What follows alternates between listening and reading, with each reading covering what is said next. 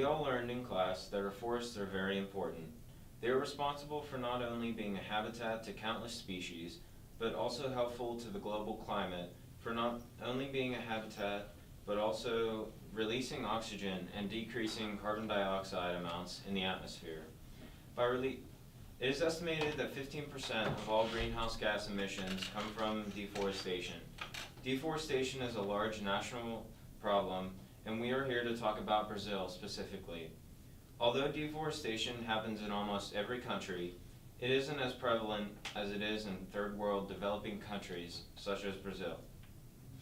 The data shows that since 1970 there has been an annual forest loss of 21,000 square kilometers per year. Optimistically speaking though, this amount of forest loss has been decreasing since then due to environmental awareness. Currently, Brazil is losing approximately 5,800 square kilometers in 2013.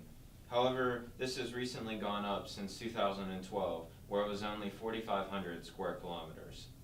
The only other country that has as much gross forest loss as Brazil is Russia.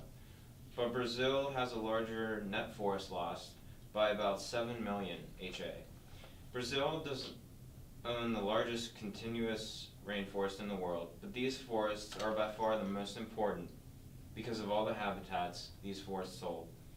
During the 1990s, almost 70% of deforested areas were converted to agricultural land. This amount of land was 94 million HA, which is 2% of total forests. Around half of the world's original forests have disappeared, and they are still being removed at a rate of 10 times higher than any possible level of regrowth. As tropical forests contain at least half of Earth's species, the clearance of this much land is a dramatic loss. This begs the question of why so much deforestation is occurring. 80% of deforestation in Brazil is due to cattle ranching, 10% for large-scale agriculture, 5% for small-scale agriculture, and 3% logging, and 2% representing other. As we can see, this is a huge problem. What has Brazil done to try and limit the deforestation? Well, interestingly enough, there's data analyzing illegal versus legal logging done in Brazil from August 2010 to July 2011 and August 2011 to July 2012. The data showed that 32,000 HA were legally cut down from August 2010 to July 2011, and 48,800 HA illegally cut down from the same time period. However, in the time period of August 2011 to July 2012, 34,000 hectares were cut down illegally and 122,300 were cut down illegally. This is almost 4 times the amount that is legally cut down. Therefore, we can see that there is a huge disconnect between Brazil's enforcement of their regulations. Recently, according to BBC News, Brazil has refused to sign up for a pact setting a deadline for ending deforestation entirely by 2030.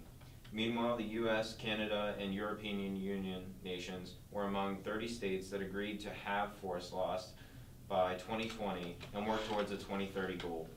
It's hard to imagine a global forest initiative without Brazil on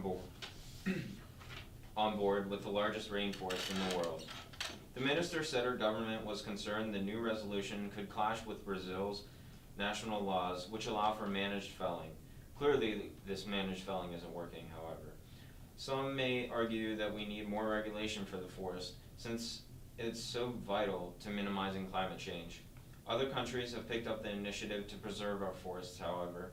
For example, Norway has donated $350 million to protect forests in Peru and $100 million to Liberia.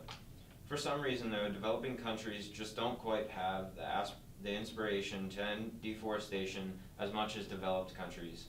Until Brazil's economy isn't dominated by agriculture, this forest will continue to shrink until their government and economy is strong enough to set and enforce stricter policy. Next is Abdul.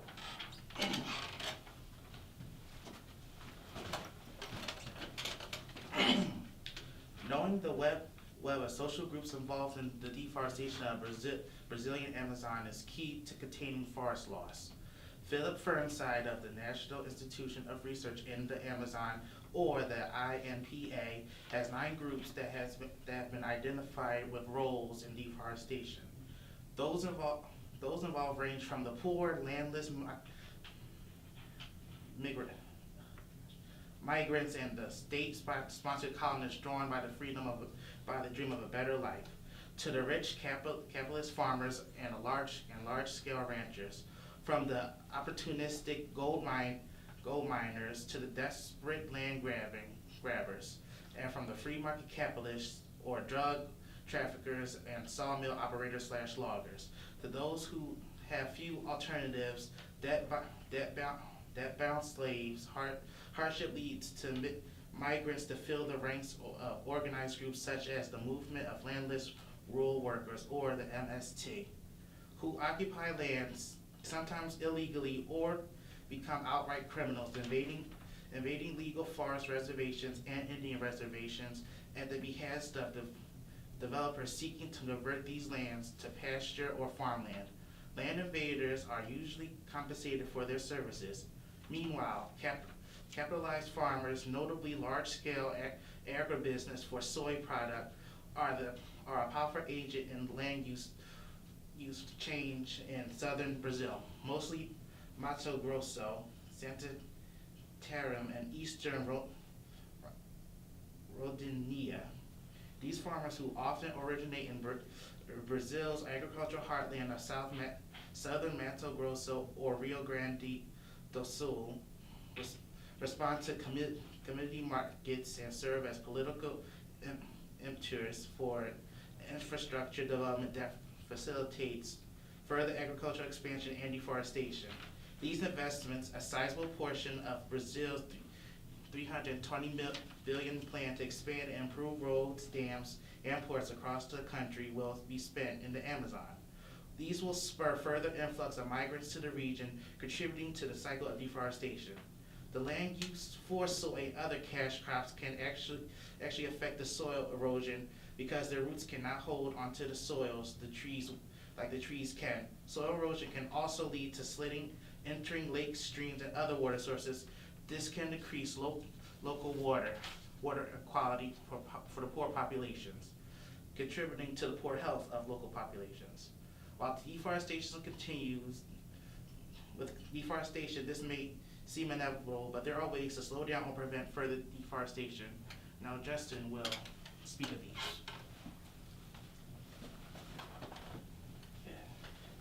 As a result of human needs, half of the world's forests are gone, and they're still being cut down at a rate 10 times faster than possible regrowth. The Amazon rainforest is believed to contain about 1/10 of all known species.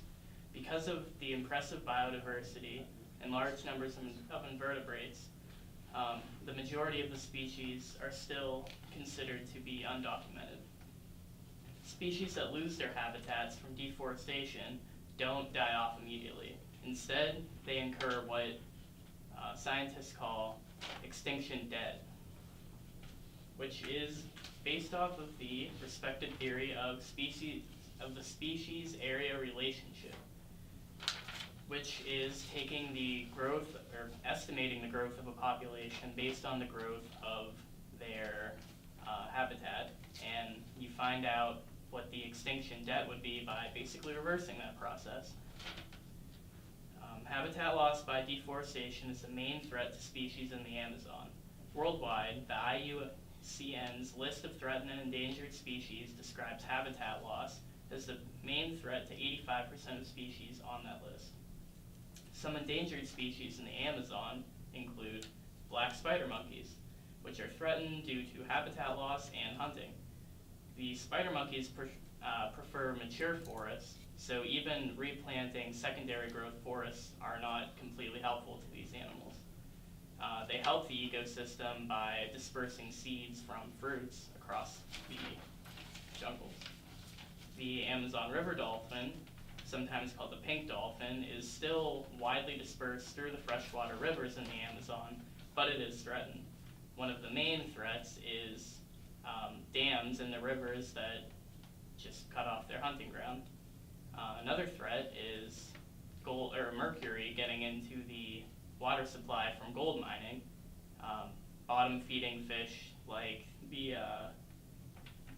catfish, which is the main food source of the dolphins, take in the mercury, and then the dolphins take in the mercury, and that obviously isn't good for them. And some fishermen also kill the dolphins because they consider them a threat to fishing success. Okay, some of the progress that has been made so far. There are a few ways that the reduction of deforestation out to that, and thankfully, Brazil has gone towards that aim. Okay, protecting the Amazon for life is a model that includes the Amazon region protected areas, a combined area of 150 acres that are protected for basically eternity. This conservation project was launched by Brazil in 2002. The land under this model contains sustainably used land as well as completely protected lands. To fund this project, an approach called Project Finance for Permanence was created. Funding comes from the Brazilian economy as well as outside sources, and they have so far raised $215 million. This sum is calculated to be enough to completely cover the cost of running the ARPA sites. The Global Forest and Trade Network links hundreds of companies, communities, and organizations from around the world for the purpose of creating more sustainable forest projects. This organization promotes harvesting wood and paper projects from their protected lands. Through habitat management, this organization has helped preserve habitats for orangutans and elephants. The World Wildlife Fund has set a zero deforestation goal to be achieved by 2020. While it may seem an impossible demand, Paraguay, which is covered partially by the Amazon, has managed to reduce deforestation by 85% since the zero deforestation law's inception in 2004. The country of Brazil has managed to cover 50% of its land under environmental protection. A threat to these gains comes from agricultural corporations lobbying to get less restrictions. Additional solutions. 2.6 billion people still use biomass from forests such as wood and charcoal for fuel for mainly cooking. Using scrap wood, starch crops, waste, or even algae, or other renewable energy sources can reduce our dependency on forest lands. Corporations can be used to save the forest by requiring raw material suppliers to harvest products in a more sustainable way. The maximization of yield from raw material can also decrease the amount of lands needed. The Forest Stewardship Council, for example, certifies products created in a sustainable and efficient way. Consumers can make a difference by refusing to buy products made by companies who have poor economic policies and by encouraging other people to do the same. Governments throughout the world must be willing to accept and enforce regulations put on forest lands. Laws mean nothing if illegally harvested products are still allowed to be sold in the country. More wealthy nations can help developing nations reduce their forest harvesting by subsidizing the hypothetical economic gain from deforestation. Clear cutting must be outlawed and replaced with more sustainable harvesting methods. And that's it.